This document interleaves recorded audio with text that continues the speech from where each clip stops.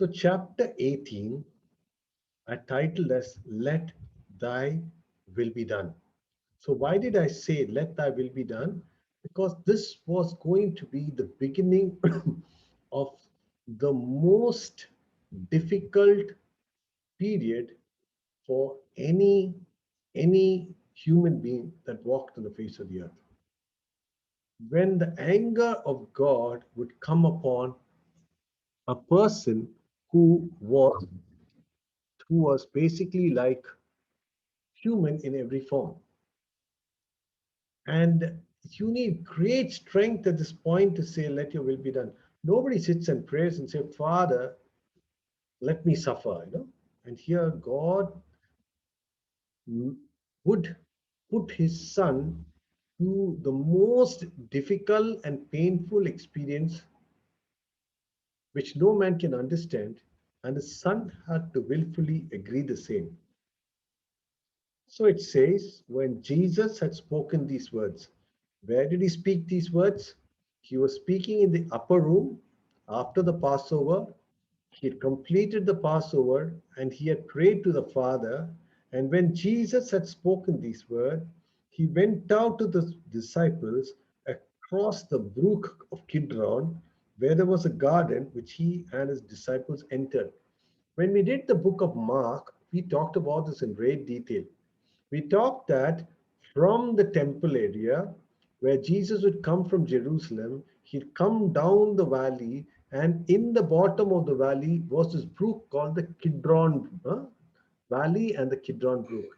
We said it was the evening of the Passover, and the brook would be flowing with the blood of the sacrificed animals. And as Jesus walked through, he would understand that tomorrow in Kidron Valley, the blood that would mingle would be his also. And he would cross the Kidron Valley, and as he climbs up the next small hill is the Garden of Gethsemane. For anybody who's been to Jerusalem, they know if you look from the Garden of Gethsemane, you will see the western wall of the temple, right? Western wall of the temple, and the valley is the valley of the Kidron Valley. And Jesus there goes to the garden, and he and his disciples would enter. Then Jesus starts praying. The word of God says that his sweat would become like blood.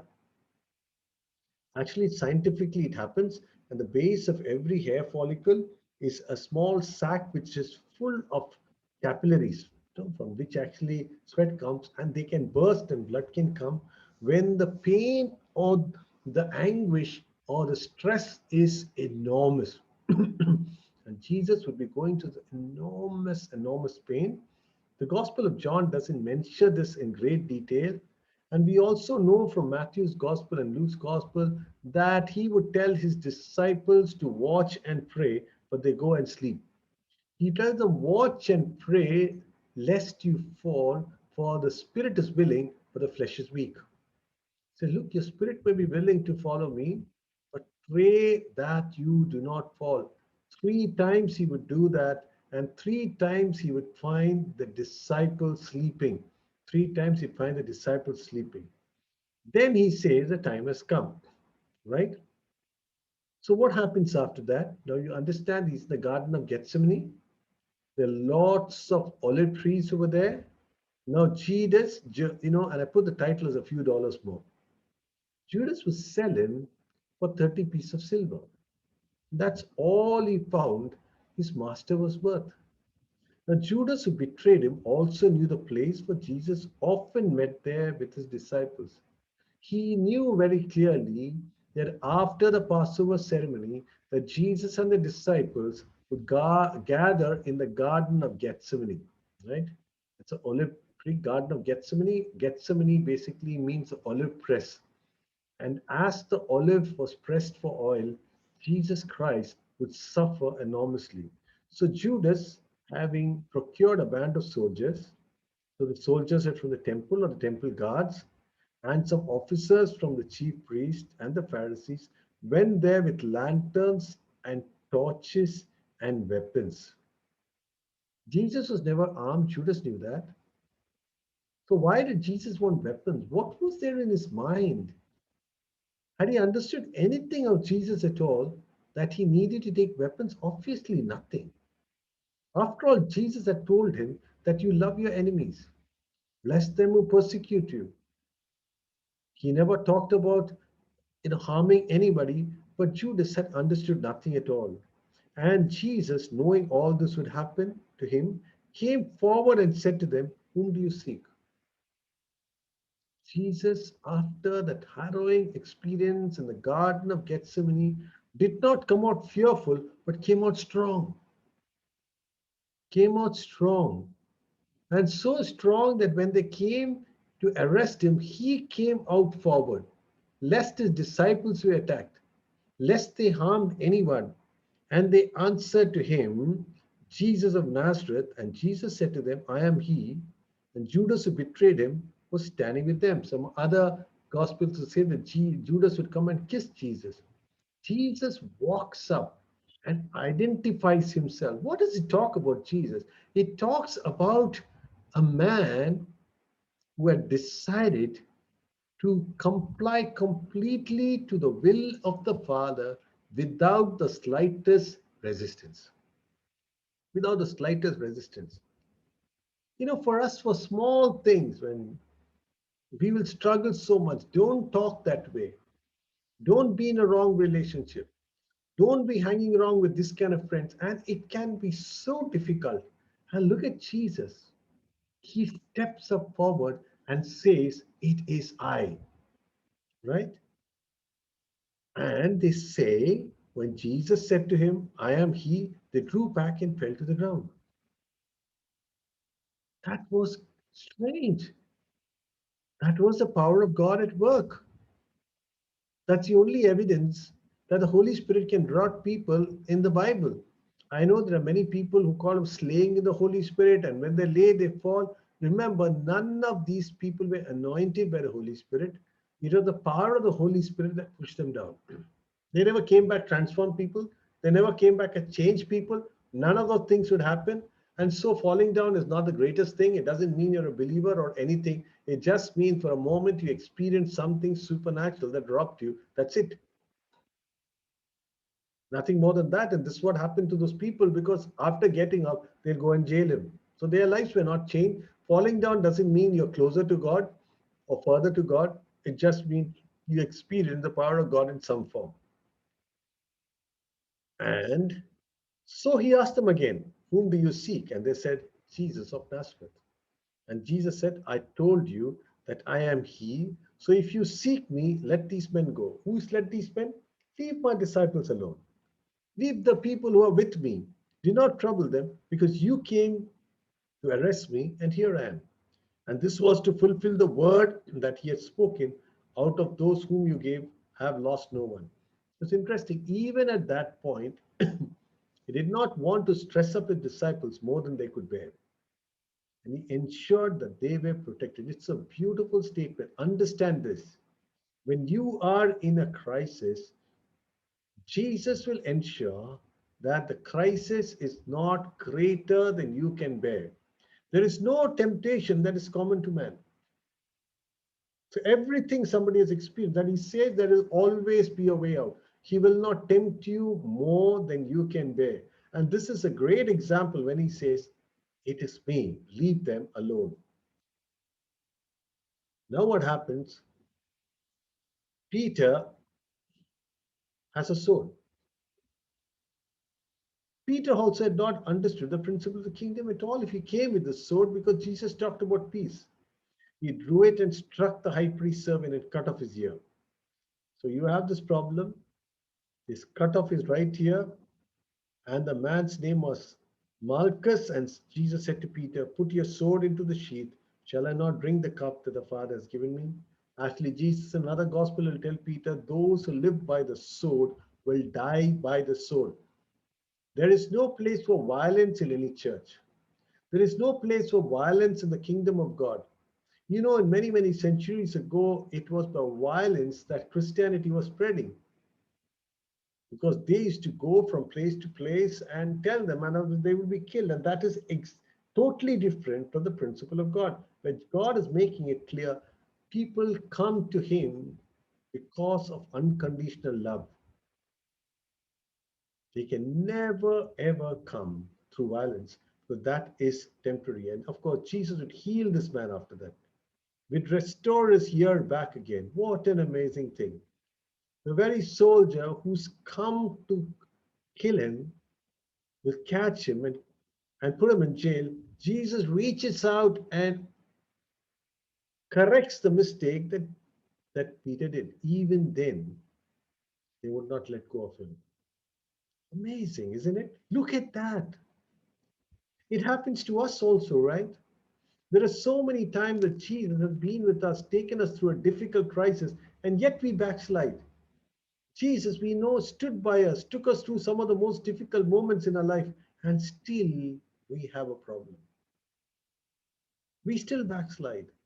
So when we look at this man and say, why did he then arrest Jesus after such a great miracle?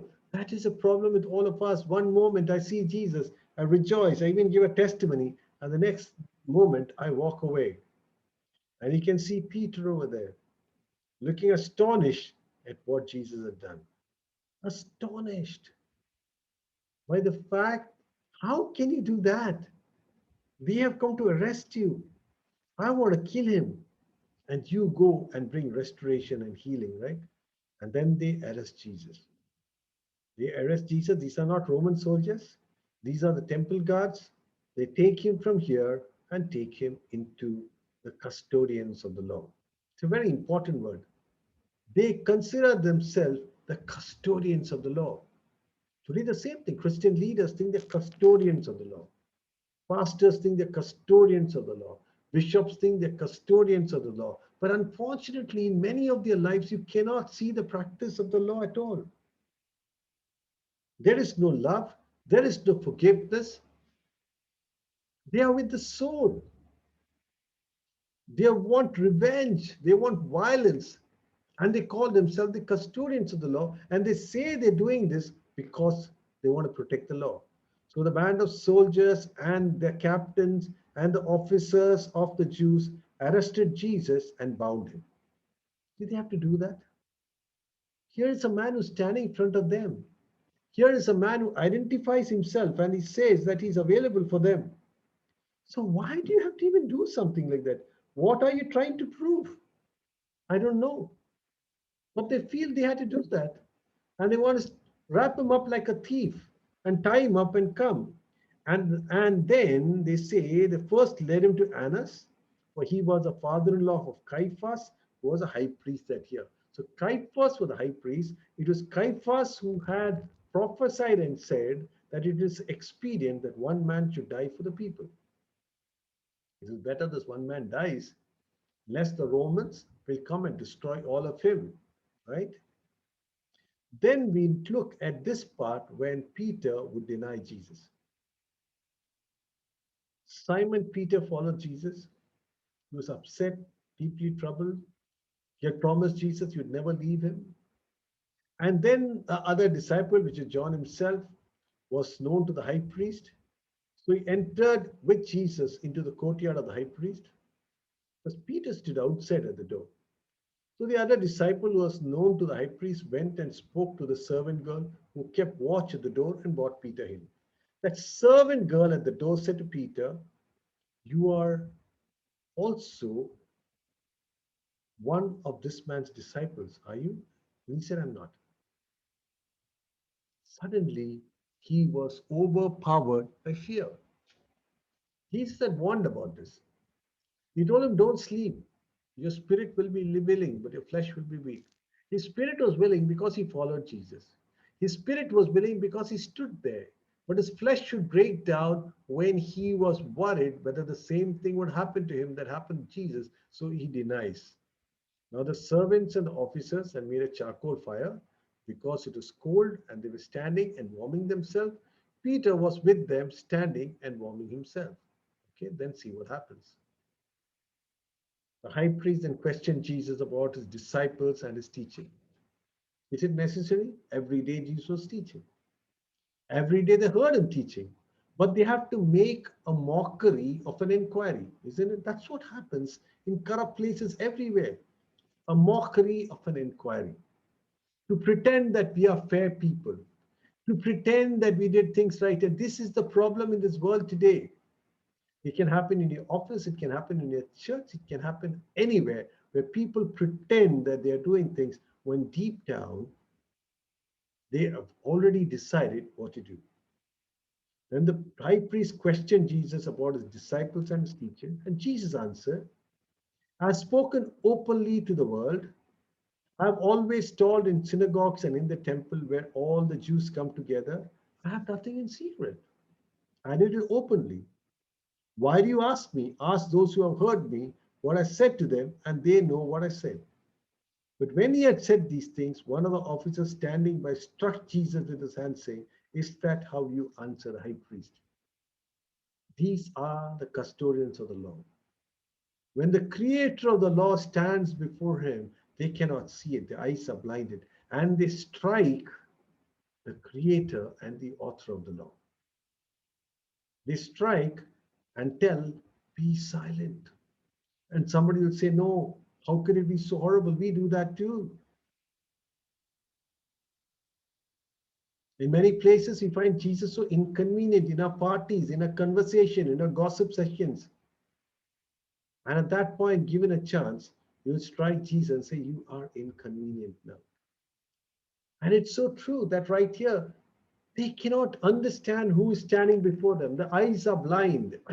And they feel you've not given respect to the high priest when the word of God shows in Ezekiel, when they see the vision of Jesus, they prostrate themselves.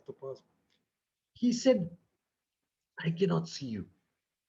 I'm a man of unclean lips. When John later on in the island of Patmos would see Jesus, he would fall prostrate and Jesus had to say, Get up. Today, when he seemed standing as common man, a soldier had the courage to slap the Son of God himself, the Word that had created everything. And Jesus answered him, If what I said is wrong, bear witness about the wrong. But if what I said is right, why do you strike me? Why do you strike me? Because what I said was right. And Annas then sent him bound to Caiaphas, the high priest. So now he sends him to his son-in-law, Caiaphas, who was high priest. Now Simon Peter was standing there warming himself. So they said to him, You also are not one of the disciples, are you? He denied and said, I am not. One of the servants of the high priest, a relative of the man whose ear had been cut off, asked, Did I not see you in the garden with him? And Jesus again denied it. And at once a rooster crowed. And if you see Matthew's gospel, it says, Denied him with an oath.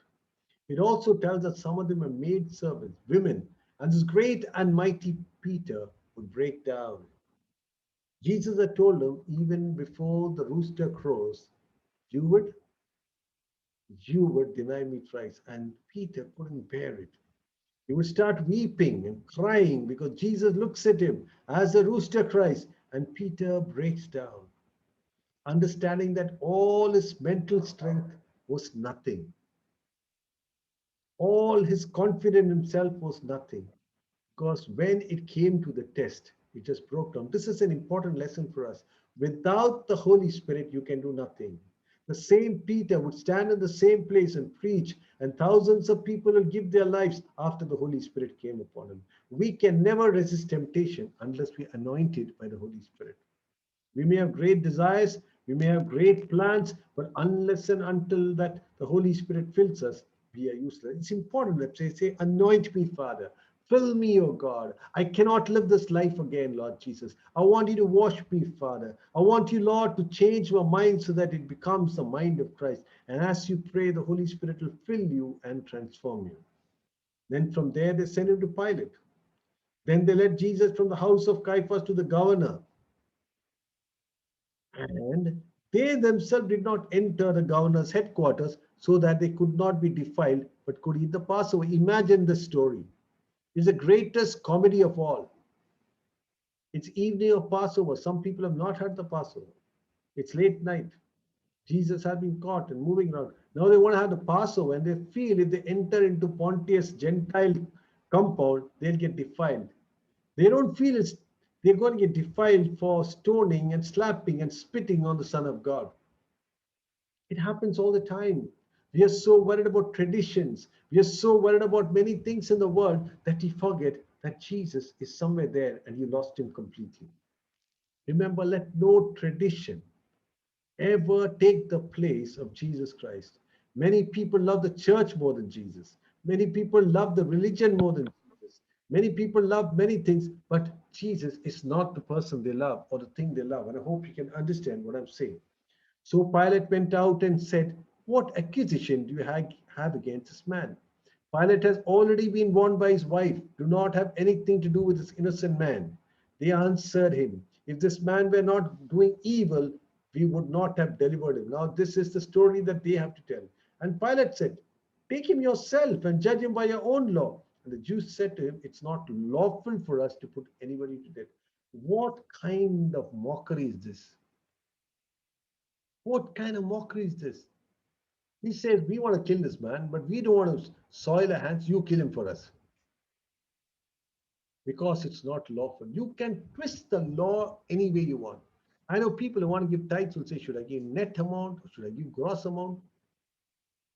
There are people who cheat somebody and decide that it is okay because the government is not clean. There are people who don't pay taxes and they say it's okay, the government is not clean. Hey, who told you that? The word of God is pretty clear. Pay taxes unto whom taxes is required of. But you can twist anything. And here these people are twisted it completely. What are they saying? They're saying that you kill him, Pilate. We want him killed, but we can't defile ourselves. Many people have problems like this. They twist the gospel to anything they want and like. There was a cult group called God's Family or something like that, and they were having polygamous relations because they should said that you must share everything you have. You can twist the gospel to anything you want. There are some people who say if you're saved, you must be speaking in tongues, and they twist the gospel in anything they want. Some person will come and change something in some way or the other, and they twist things and they tell that's what God wants. And here they decided that, we can't be having anything to do with this. It is not lawful for us to put anybody to death. So you kill him for us. And this was to fulfill the word that Jesus has spoken to show what kind of death he was going to die. Then, of course, in John's gospel, it doesn't mention, but Jesus then when he sent to Herod, he was also there. This is Herod Antipas, the one who's having an adulterous life with his stepbrother Philip's wife, Herodias.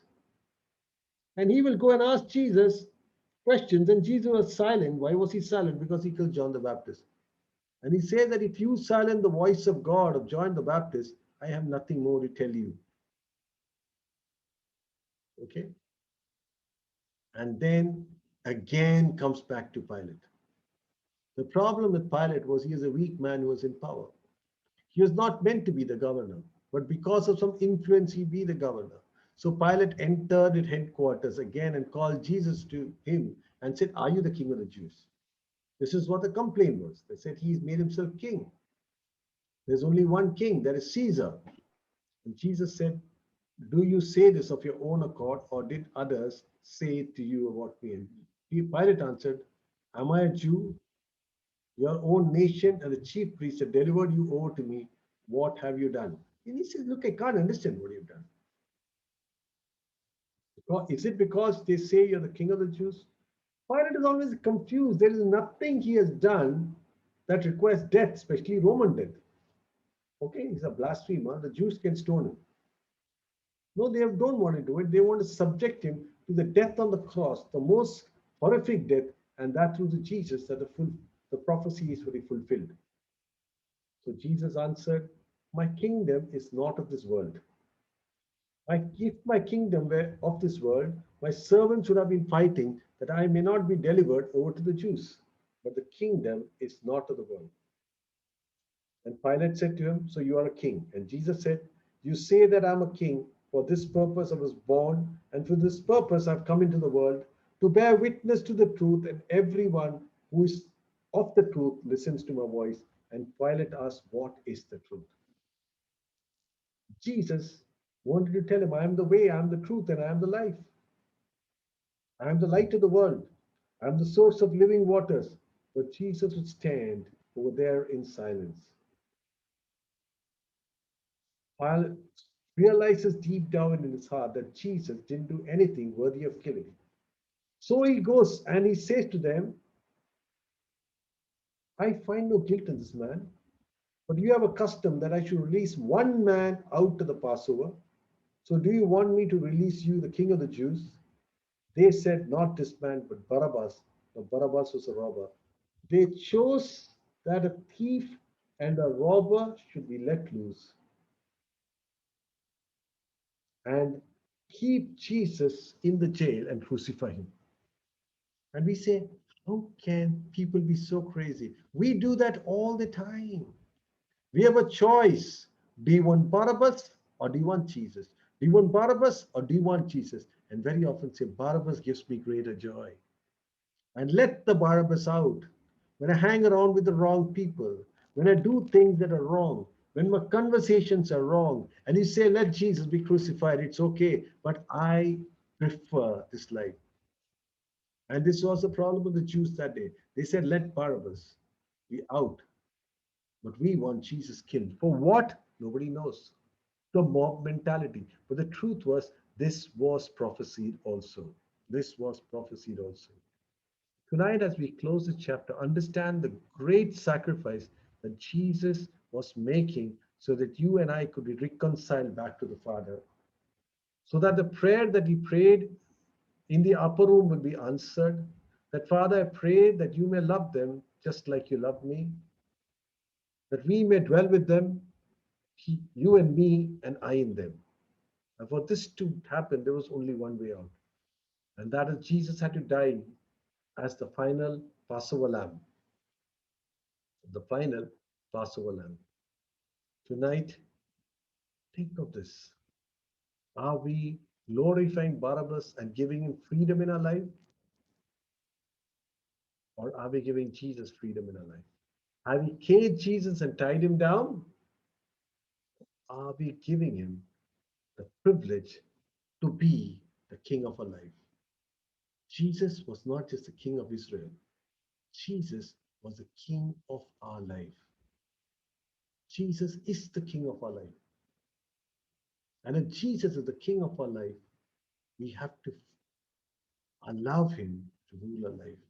And I just pray this night that the Holy Spirit makes you understand the price that Jesus paid, that you and I could dwell in the secret place of the Most High. Amen.